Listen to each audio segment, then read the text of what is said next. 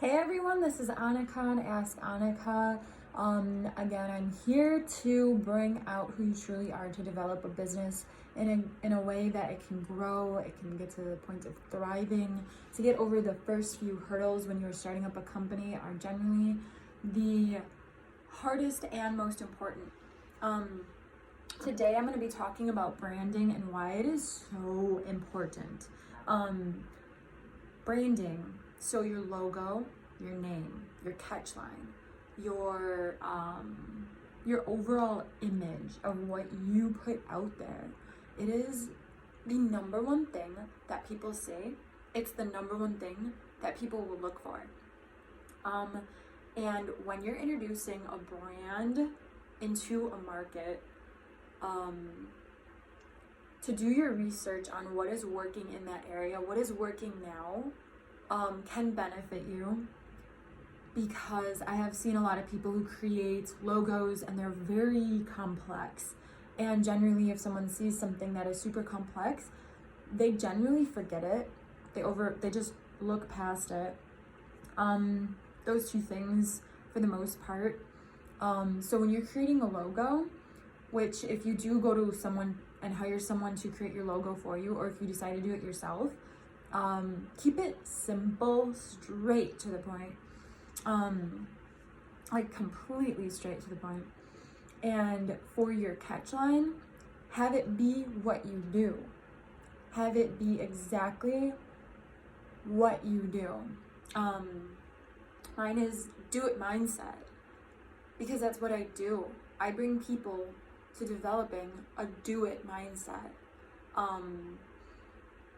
So whatever you do, whatever it is that you actually do that is going to draw people to your company, service, product, or you, have that be your catchline. And I personally believe it's good to keep things pretty simple.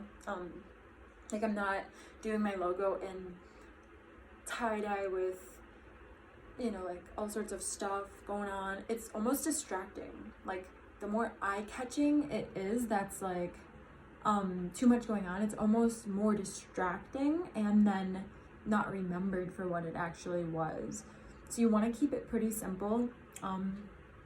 I would suggest like 1 or 2 colors, not too overboard. But for branding, it is so important to really truly know what you are going to be doing. Truly, let's say you have a new clothing line, and let's say you want to do sports apparel, and let's say you want to specifically go towards women sports apparel who do heavy weightlifting, right? So you're going to be making pretty squat proof, durable clothing for women who will be lifting heavy. So for a line like that, it would be smart to have in the catchline something very straight to the point of what it is: women who lift heavy. Like, that could be the catchline, something that you read it and that's what it is. If you're doing something like a hat and you want it to be for people who drive race cars, or people for driving cars, so it blocks out all the glare, and that's the type of hat you want to be, I would assume,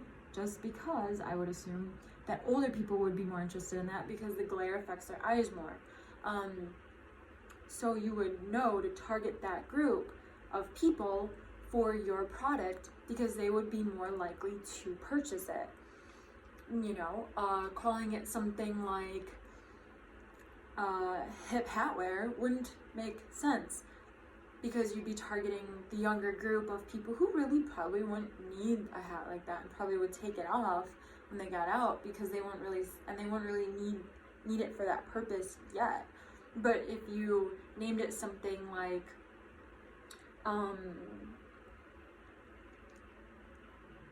glare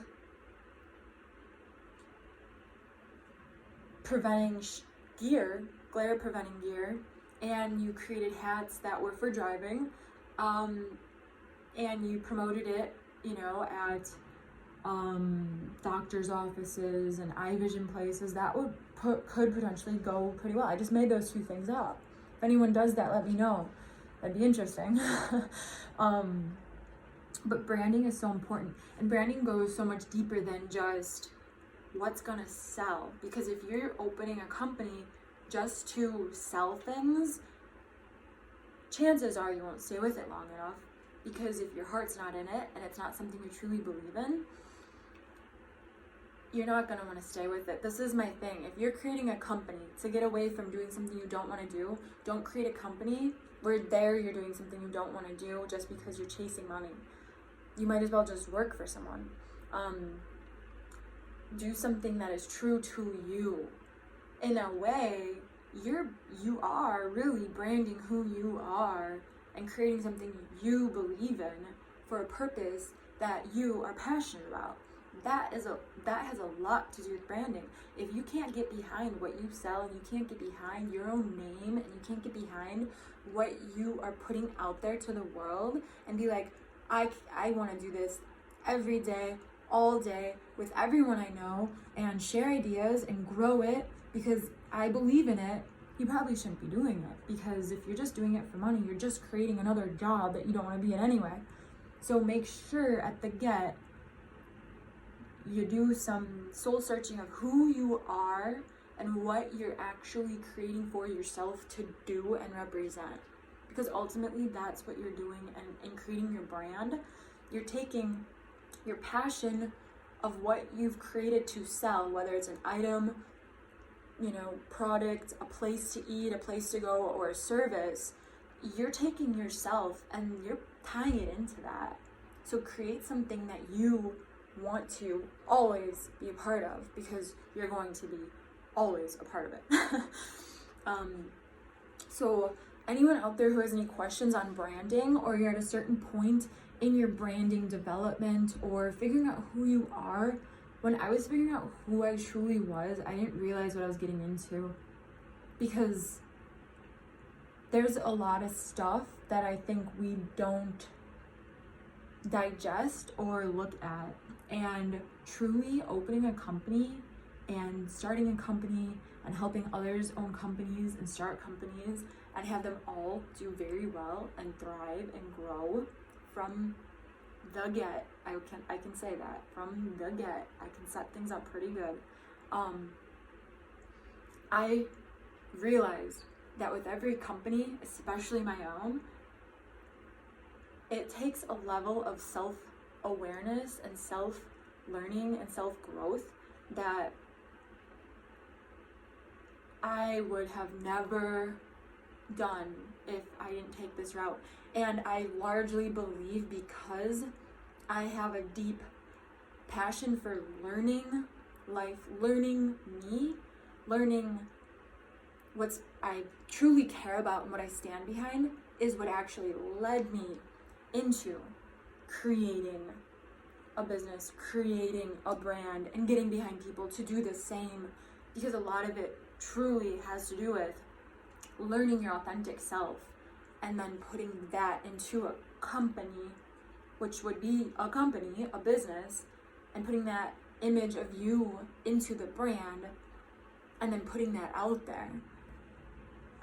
So it's kind of a lot to think of. If you have any questions, any comments, anything where you're just like, well, how do I start? What do I do? Write it in the comments. I'll let you know what I did.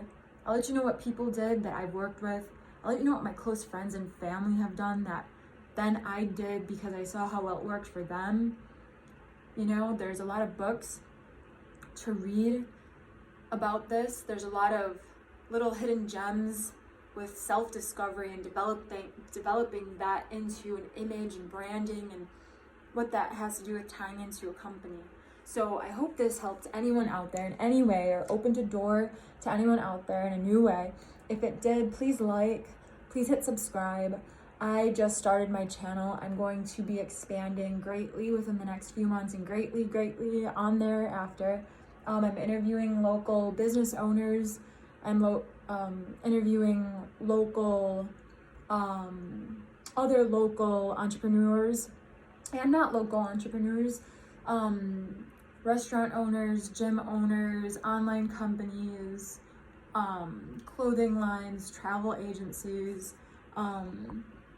So stay tuned, a lot to come, a lot of really good info from some really good people. I don't mess with not good people, so you can get a lot of good, raw, straight, off the hip advice and what people have done that work really well, and advice from people that they have tried or I've tried that just definitely didn't work, but for someone else it might work. You never know.